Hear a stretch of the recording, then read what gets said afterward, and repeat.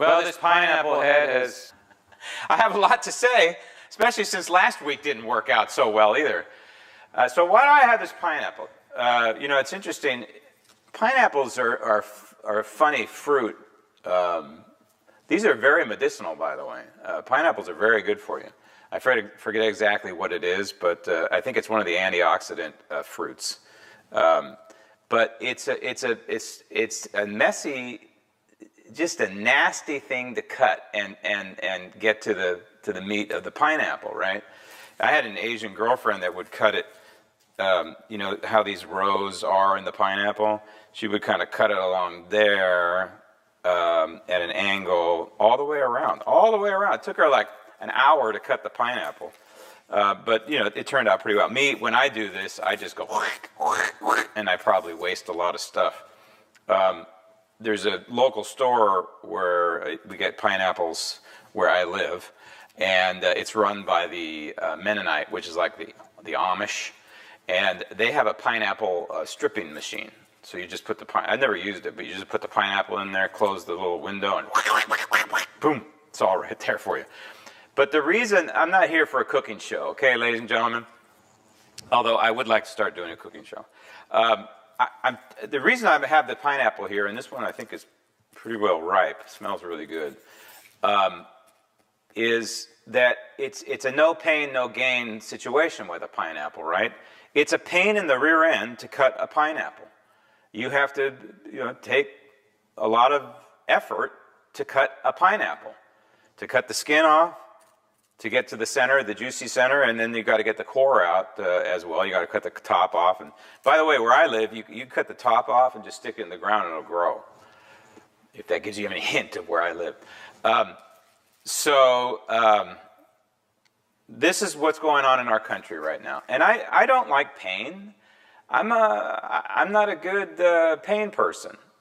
I would be a horrible birth mother. But I realize what's going down right now.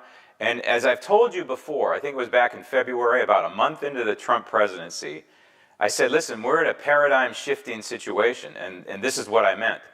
And no, I don't like to see my portfolio go down, but I also have learned from history about portfolios dropping, and I'll get into that in just a couple of minutes. But the bottom line is we're doing pineapple right now. And there's pain, but don't buy into it. Remember people like Art Laffer, and I'll get into Art in just a minute, who really is a national treasure, and he's been commenting about the tariff situation, and I'll give you his synopsis, if you will. So it's difficult, and I get sucked into it too. You know, I listen to these people on CNBC, and they're so smart. And they're all saying this is a self-inflicted problem. Well, what was the crash of 2020? You genius people on CNBC and on Wall Street? What was the stock market crash in early 2020 when my portfolio went crash and burn? Well, for that matter, what was the crash of 2008? Those were self-inflicted. The markets are driven by two things, fear and greed. And right now we're in a fear phase and a greed phase, if you look at it from another angle. People selling is people panicking, but they're also being greedy. They believe that, I don't know, that the market may not go up again, or maybe they're taking profits, or maybe it's program selling. I don't know. But the bottom line is the market is fearful right now, as Warren Buffett would say. Be greedy when people are fearful. So this is total fear mode because of the pineapple situation. Where are the Epstein files? Are you impressed with Pam Bondi? I'm just kind of curious. If you're able to do the chat, if you went over to this, oh, one person did. Thank you. Looper. That's my buddy. Decipher. And he explained how his name is not Lucifer, but he explained me. So if you're able to navigate my site, you know, God bless you, because I can barely do it. Where are the Epstein files? Anybody know? Whoever, I'll just say this, you've got to, you don't agree with your husband or your wife 100%, your boyfriend or girlfriend 100%, right? Of course not. You have arguments. Maybe you don't even have arguments, but you don't always agree. And I'll tell you, whoever handled this first rollout of the Epstein files, the way they did it, ought to be fired from the Trump White House. I don't know who did it. I don't care who did it. If it was the highest ranking member of the administration, they ought to be fired for the way they did that. One of the things that bothered me is they just brought in these, quote, influencers for these binders that they handed out. And that, I understand why they did it, but that's no way to get news out. Because many of these people, these so-called influencers, are considered nut jobs. I'm not going to name names, but that's no way to get the news out. And then when they did do it, and they started sifting through it, there's nothing new here. What the? And now, the Penn Bondi comes out and says, a day later, says, oh, well, I got schnookered. So the files are in New York, and they're going to come. Well, where are they? This whole thing has been a PR debacle, and PR matters. I know you're going to poo-poo that, but I lived PR my entire life. And PR matters. There's an old expression, you only have one shot to make a first impression. And that is true. And you blew your wad, Pam Bondi, and I don't know what to believe now. Where are the Epstein files? It's probably not a life-changing event, but it's emblematic of how you run things. Where are the Epstein files? And why aren't you telling us where they are? Why aren't you giving us a daily update? I don't know. Doge, though, keeps plugging along, and it's a wonderful thing, and God bless Elon Musk for what he's doing. I'm more impressed by Elon Musk every day, because I think he's honest. He may not be 100% right all the time, and maybe you don't agree with him all the time, but he's doing God's work right now, and God bless him for that. And Donald Trump on Air Force One the other day came out and said that Doge had discovered something horrible and incredible. And the reporter immediately asked on Air Force One, well, what is it? And he says, well, I can't tell you right now, but we'll tell you. And then I think just yesterday, Elon was out basically saying the same thing, that they're going to release some information that is horrible and incredible. So what in the wide world of sports are we talking about here? And I don't even want to speculate, but obviously it involves humans, and it involves Washington, D.C., and it involves humans working in Washington, D.C., either in an elected or non-elected capacity. So the mind wanders on that one, and horrible and incredible. I just hope that some of this Doge information, I just wish they weren't meting it out the way they're doing it. I wish they would sit on it and every quarter come out and say, this is what we found, instead of spoon-feeding. And maybe that's what they've decided to do now, because it's been rather quiet. Of course, the judges have unconstitutionally stuck their nose in all this. The Article 3 branch has no role in this, none whatsoever, especially on a nationwide injunction case by case. Absolutely ridiculous. And, the Senate was working on a bill that was going to kneecap these judges, and I don't know where it is. Basically saying you cannot issue a unilateral nationwide injunction, you federal court judges. And if you want to do that, they have to use a class action method, which is a high bar, which is why they don't use it.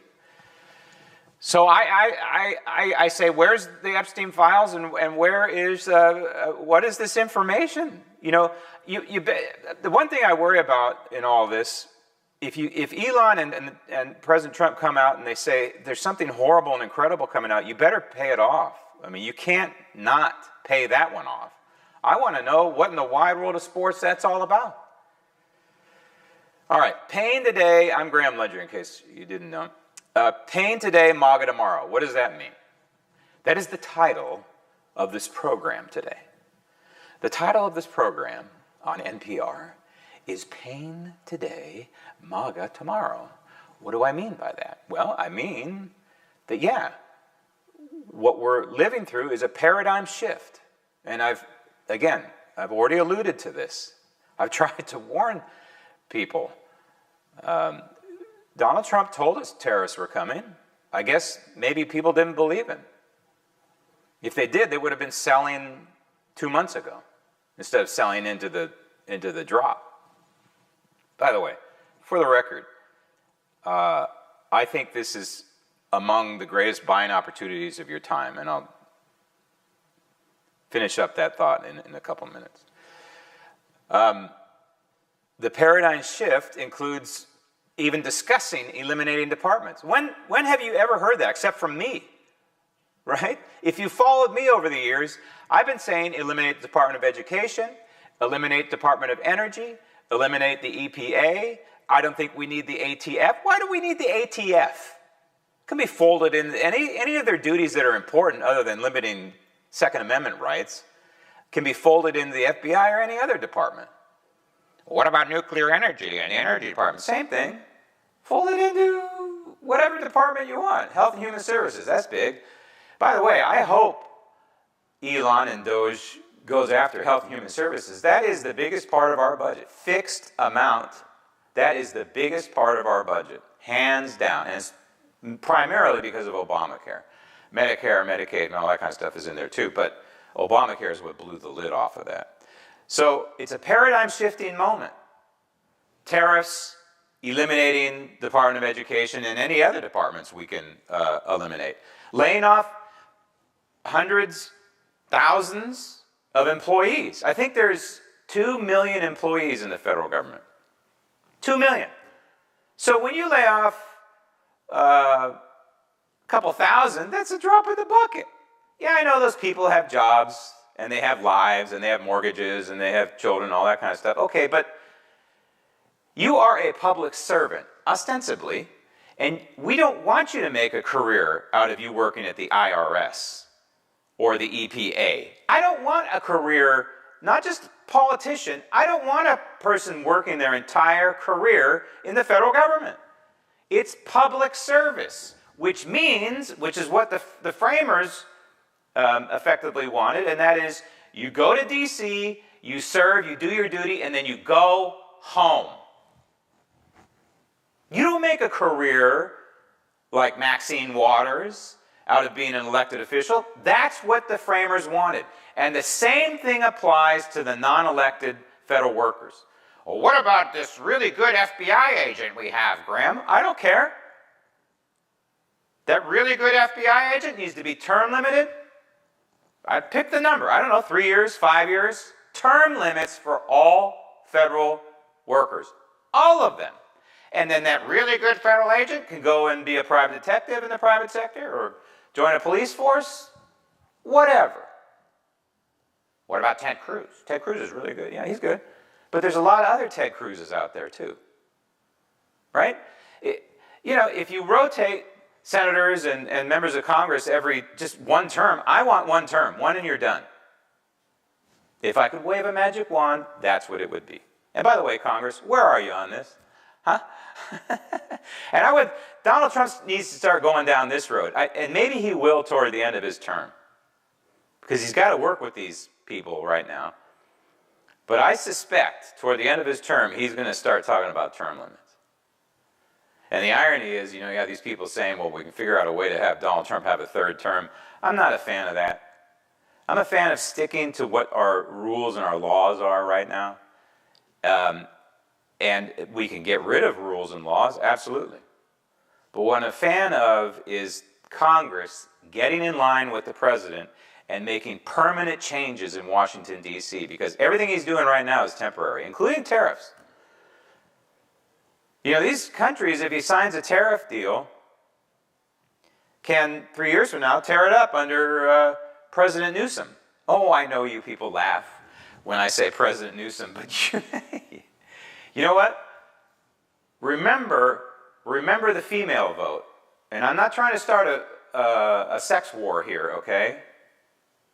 But remember the 2024 female vote in the presidential election. You females out there, you got a lot of work to do with your sex. Because if you remove the male vote Kamala Harris wins 400 electoral votes. Did you know that? Yeah. You remove the Y chromosome from this equation, and Kamala Harris is president right now, and none of this would be going on. And I'm not talking tariffs. I'm talking about reducing the size and scope of government, getting rid of the waste, fraud, and abuse.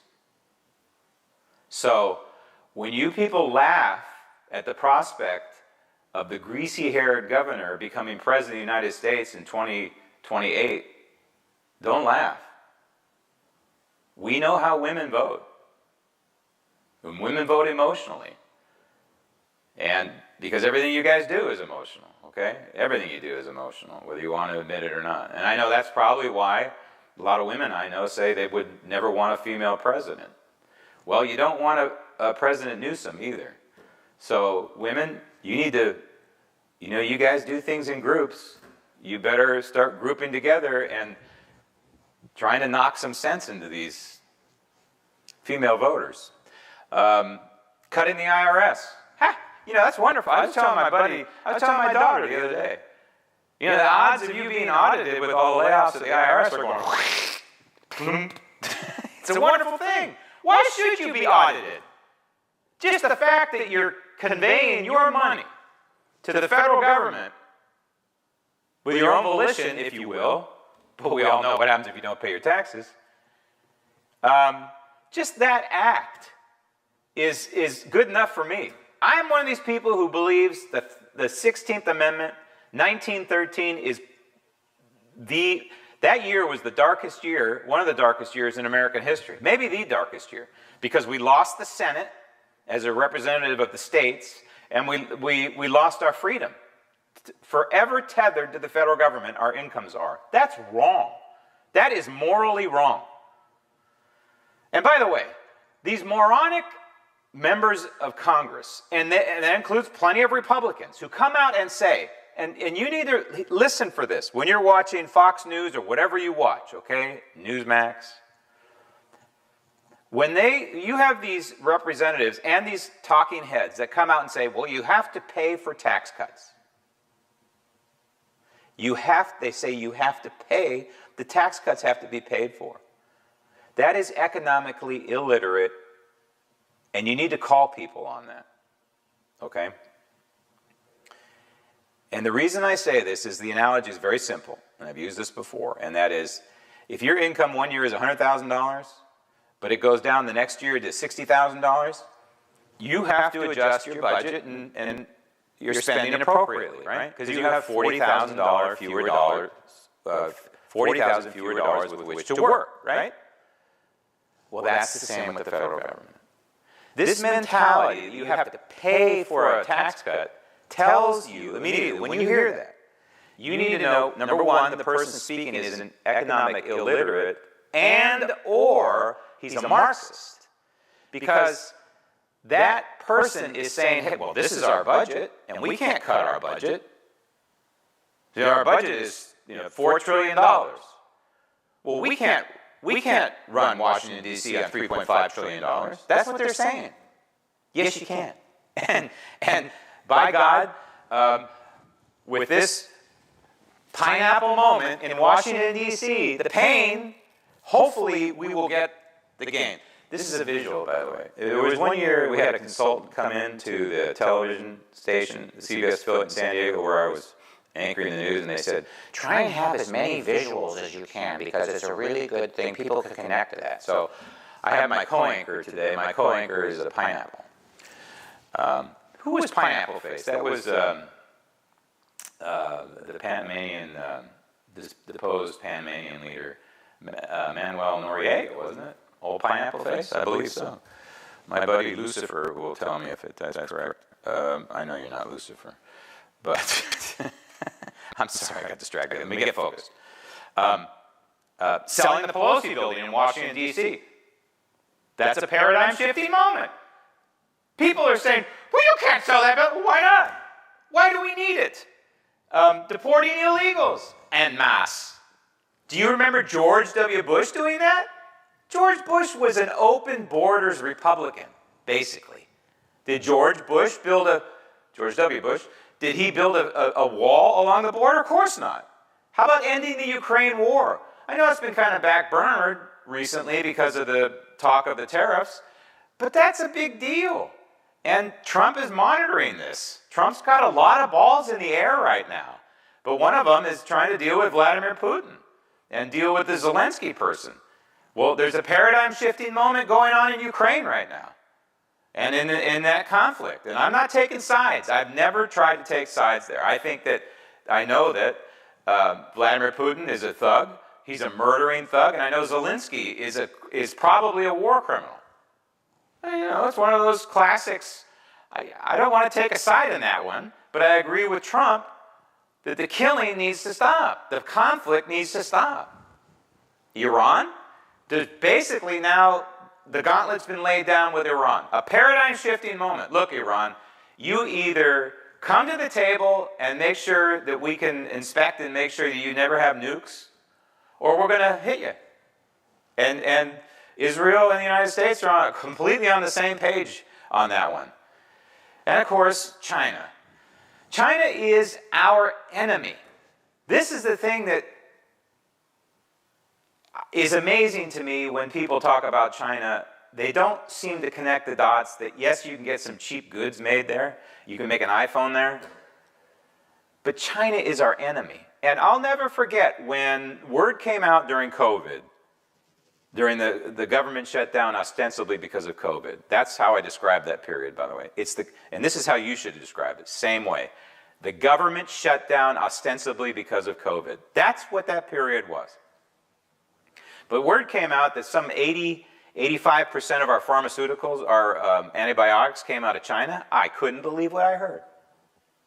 I said to myself, well, if anything good's going to come out of this government shutdown ostensibly because of COVID, it's that we're going to bring back our manufacturing of antibiotics in the United States. Hasn't happened. But guess what?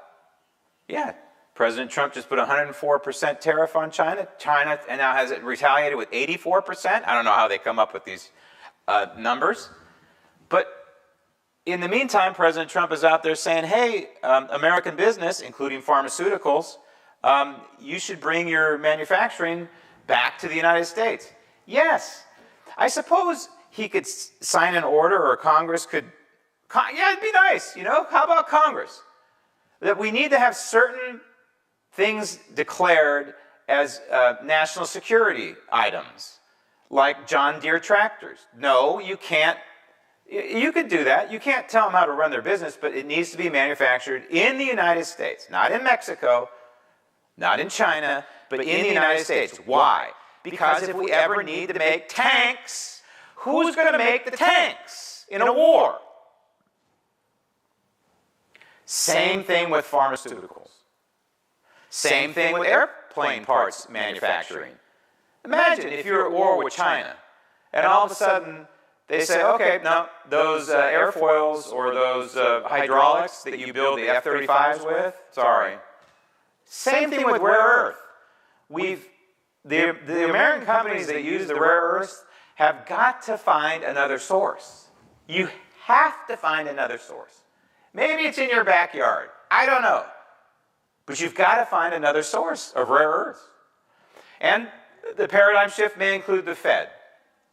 Eliminate the Fed? I don't think we need the Fed. Elon Musk came out the other day and he said something so funny. They asked him, should you eliminate the Fed?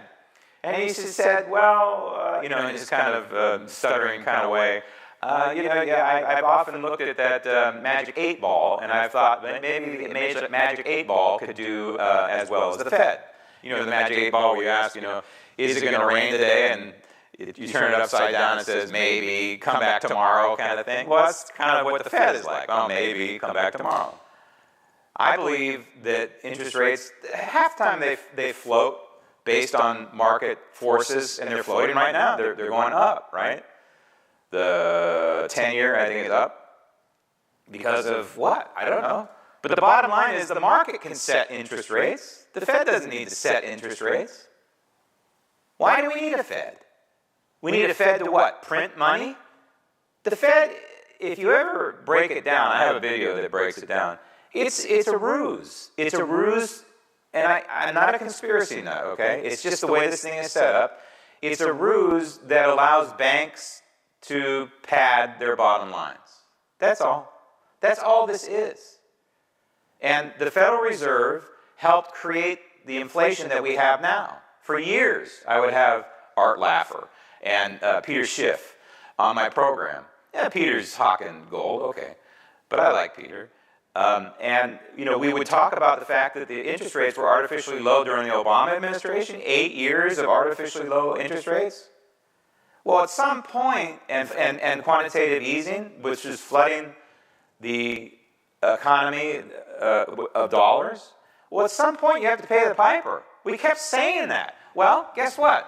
COVID, the COVID period, the government shut down ostensibly because of COVID period, is what triggered it, finally. And the supply chain and all that, that wasn't Biden's fault. I know it's easy for Republicans to come out and say that, but it's way more complex than that. Way more complex. Biden didn't help, of course, but shutting down the federal government and shutting down our economies and shutting down our states, what do you think's going to happen? And then during the shutdown, printing even more money and then having the helicopter money come. I mean, it was just insanity, economic insanity. So right now, what we're dealing with the tariffs is the art of the deal. Go back to the art of the deal. And by the way, I think I heard that it's the #1 bestseller again on New York Times or Amazon. Donald Trump is playing hardball. And so when he is asked in public, I've said publicly that it would be nice if he came out and said, we want to negotiate with these countries, and he kind of has. He's basically said, China, yes, they're going to play hardball, but we want to talk to them, and they want to talk to us. But as Donald Trump said, I don't know exactly what this means, he says, China doesn't know how to start the negotiations. I don't know. Maybe a phone call to President Xi, or Xi calls Trump. That might be a way to start negotiations. Send over Marco Rubio. This is the art of the deal. The tariffs is the art of the deal. The tariffs are not be-all, end-all. And it's more complex than just tariffs. And I'll get into that in just a second. Art Laffer, who I love, who aforementioned, who I believe is a national treasure, came out and said, Donald Trump holds all the cards here. Donald Trump's doing the right thing. When Art Laffer comes out and says, this is good stuff, I'm sorry, but that's like almost a Milton Friedman moment. And so Art is all for this because he understands the big picture here. And the big picture is Donald Trump is trying to change the paradigm. It's a paradigm shifting moment, both domestically and internationally. I just hope that it can be, for this short-term pain, we have long-term gain, and I know we're going to have both, but I just hope that it outlives Donald Trump. But Art is all in favor of this.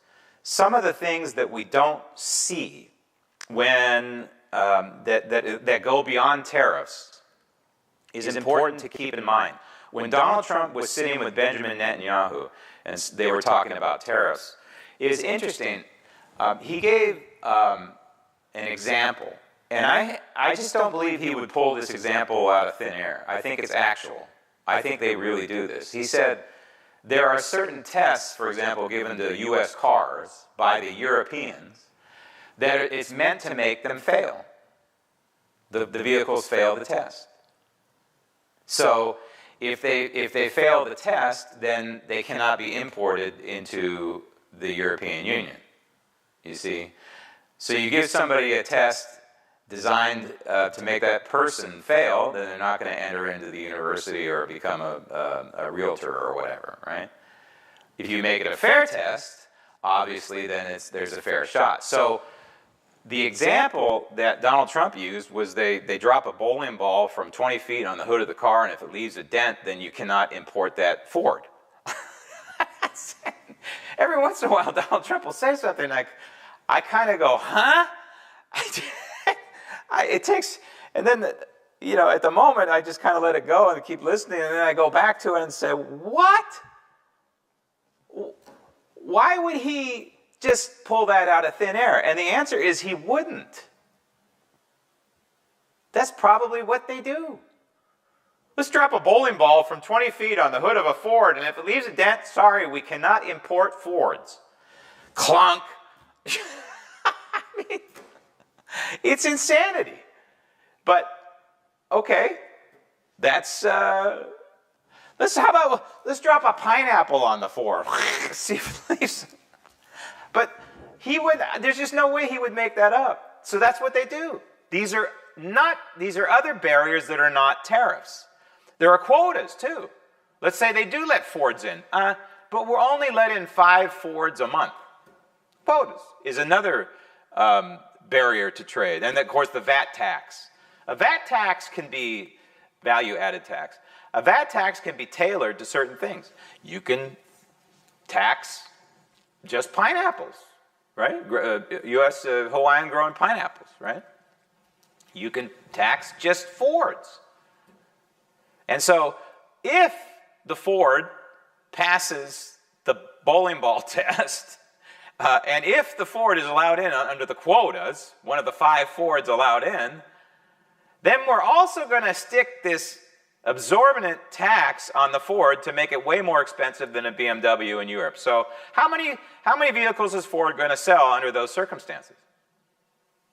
That's what Donald Trump is talking about. Sometimes Donald Trump doesn't have his mind is going, I think, so fast that he doesn't explain things very well. And just like Elon Musk. Elon Musk, if you ever try and listen to Elon, he's jumping around all over that. Which thing are you talking about there? But that's what smart people often do. But if the end result of all this is bringing pharma back from China, and in particular, antibiotics. Again, you go to war with China, they produce 80-90% of our antibiotics. What are they going to do during that time? You think they're going to keep sending us the antibiotics? That is a national security issue. And for these senators and other people who are running around the country, and Rand Paul is one of them, and I love Rand Paul to a degree, but really, if you look at Rand Paul, what has he really done for you? I mean, I know he's a senator from one state and he only has 1 vote. But what has he really done other than to go on TV and just bitch and moan as a libertarian? And we love libertarians for the most part. But he's off base on a lot of things. And he's off base on this one, saying that it's 1930 all over again when Smoot-Hawley was passed. Well, it's not 1930 all over again. Because we're not in the thralls of a recession, and that's what was happening at the time. They passed Smoot-Hawley.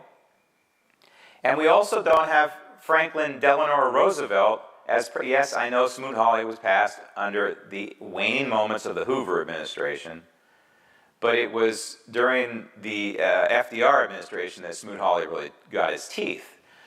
And it was one aspect that hurt the economy, but it was Franklin Delano Roosevelt and his Marxist policies that blew open the U.S. economy. We don't have to revisit history, but of course they don't teach it that way in school. They don't teach, a lot of things this way in school. They don't teach economics in school. They don't teach check writing in school. But they don't teach the reality of the Depression and how Franklin Roosevelt threw gasoline on the fire. And yeah, some people say that the only thing that got us out of the Depression was World War II. In a way, they're correct. It's just not that simple. So it's not so simple for Rand Paul to come out and say it's 1930 all over again. No, the dynamic is completely different. And remember, it was until 1913, the United States garnered most of its income through tariffs. Yeah. Remember, there was no income tax prior to 1913 in the 16th Amendment. So Rand Paul and the United States Senate need to get out of the way and let this percolate. And we'll do the, little bit of pain for the long-term gain. I firmly believe that the Senate needs to, because they're talking about it, they're wasting their time. They're talking about passing a bill that would curtail Donald Trump's tariffs. Well, first of all, you're not going to get a supermajority because even if it passes the House and it passes the Senate, he's going to veto it. So why don't you spend your time doing permanent changes instead of playing politics? Let Donald Trump be Donald Trump. You know, they used to say, let Reagan be Reagan. Let Trump be Trump. Let this thing play out. China's going to come to the table. They have to come to the table. Stop wasting your time, Congress. You only have about a year left. That's all we got before they start worrying about the election cycle. We may not even have a year. We need to enact permanent changes. Defund and eliminate the Department of Education. Just do it. Make English the official language. Do it. How about eliminate the Fed? I know you're not going to do it. You don't have the guts to do it. But that would be nice. How about term limits? I know you don't have the guts to do that either. But these are permanent structural changes that we need. And yeah, it's painful. But you know, what if, for example, what if you passed term limits, Congress, and you exempted everybody in Congress? Okay? Fine. At least my daughter would benefit from it. I mean, I would even accept that. At least we got it. And you people out there who say, we don't need term limits. Term limits is an election. That's the theory, and that's the theory that the framers worked on, but they never would have imagined a Nancy Pelosi, or a Hakeem Jeffries, or a Maxine Waters, or or a Chuck Schumer, or any Republican, too, that's been there too long. They never would have imagined it because that's not what they set up. They set up a system where you got elected to Congress for 2 years and then you went home. That's not what we got. So that's why we need term limits. Because apparently the American people at large are too stupid to do what the framers wanted them to do. Sorry, but that's the reality we live in. Patricia writes me an email. Patricia says, I used to watch you on TV and loved your show. That was when OAN was still on my cable lineup. I miss watching you. You were the first person that was able to explain politics to me in plain, simple English. I will try to watch you on YouTube. Keep up the good work. Patricia, thank you. Andrew writes something similar. Not sure what happened to you on OANN, but we miss you there. Surprised you didn't land on Newsmax or even RSBC. I guess that's Right Side Broadcasting. Or America's Voice. Your voice is needed on TV. Listen, I appreciate it. Sometimes in television, because there are so many egos and there's a lot of politics involved, whether it's mainstream media or conservative so-called media, there's a lot of politics involved, and sometimes you just can't clear that hurdle. I mean, Bill O'Reilly will tell you that. Tucker Carlson will tell you that. There's a lot of politics involved. You don't see Tucker knocking on Newsmax's door because he's having a great time. I'm not necessarily saying I'm having a great time and I wouldn't go back if there was an offer on the table. It'd have to be a really tailored offer, if you will. But no one's knocking on my door for whatever reason. Maybe I'm damaged goods. I don't know what to tell you. I just know that I've always cherished our moments together, and I've always respected you, and I care about you, and I care about this country, and I've always tried to tell you the truth, and I will always try and speak the truth, because in the end, that's all we got. And the truth involves God, and the truth involves Christian principles, that this country was founded on Christianity, and whether people want to admit that or not, I don't care. I know what the truth is. You can argue with me or not. I don't care. But what I've always tried to do, people ask me, how did you stay so focused during the government shutdown ostensibly because of COVID? How did you know not to wear a mask? How did you know to say no to shutting down schools and shutting down churches and shutting down government? I'll never forget when Donald Trump came out and said 15 days to stop the spread, shut down government. I couldn't believe it. It was one of the darkest moments of my life. The hair stood up on the back of my neck. I knew it was the end right there. That Donald Trump, that was the biggest mistake that he made of his first term. Amy Coney Barrett, close second. Maybe that she's number one. I don't know. Hiring not Mick Mulvaney, but Reince Priebus, Mulvaney too for that matter, but Reince Priebus, getting these rhinos in his inner circle, huge mistakes. I'm not here to criticize and pick apart those mistakes, but the answer to the question is, how did I stay so centered and focused, was two things.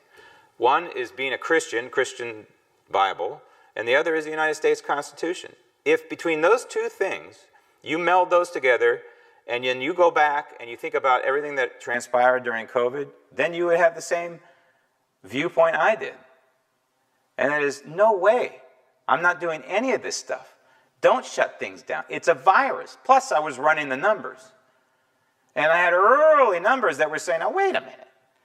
Even with the inflated BS numbers, where you go in for a heart attack and then you die, the death certificate is COVID, that's because the hospitals were getting more money for COVID deaths. It's just as simple as that. But when you intersect those two, you can't go wrong. You know two things, three things, multiple things, whatever, that when they shut down the beaches, like they did in Florida for a little while, and they did in California, and I was there, I was living at the beach at the time, I couldn't believe what I was seeing. I knew, number one, that was wrong constitutionally. Number two, it was wrong morally. But just from an intuitive, common sense perspective, the freshest air in the world is blowing in from the Pacific. And when I was in San Diego and that was going down, I'm thinking to myself, this is cuckoo. I literally saw people arrested at the beach. Moonlight Beach, it's actually Encinitas, which is just north of San Diego. People went down there during the government shutdown, ostensibly because of COVID. They went down there to work out, to get fresh air, to be healthy, and they were arrested by the San Diego County Sheriff's Department. Shame on the San Diego County Sheriff's Department for that. A blight, a pox on you for that. You know, there are times when you have to say no, just like we learned during Hitler's Germany. If people said no, there'd be millions of Jews alive who would have lived through that moment. So, shame on you, San Diego County Sheriff's Department, for doing what you did. Shame on you. Nehemiah 4:14, Old Testament. Don't be afraid of them. Remember the Lord who is great and awesome, and fight for your families, your sons and your daughters, your wives and your homes. Fight, fight, fight. This is what Donald Trump is doing right now. You may not agree with the tactics. You may not understand the tactics, the tariffs. But he is fighting, fighting, fighting. He is living Nehemiah 4:14. He is fighting for your family. He is fighting for your sons. He is fighting for your daughters. He's doing it the best way he knows. Is it the best way? I don't know. But it is a way, and he's doing it for you. Stocks are down right now. My best advice to you is do what I did in 2008 and 2020 when the stock market plummeted. You know what I did? I bought into it. Genius. Look at me now. What am I doing? Yeah, it's painful. It's counterintuitive. But it's what Warren Buffett does. Be greedy when people are fearful. People are fearful. Buy into this. Pain today, MAGA tomorrow. Pain today, MAGA tomorrow. That's what this is all about. And so Donald Trump, yeah, he's causing some pain. But tomorrow, make America great. That's the entire reason for all of this. God bless you. Thank you for watching. I'm Graham Ledger. Remember, even when I'm wrong, I'm right. And evil can only prevail when good is silent.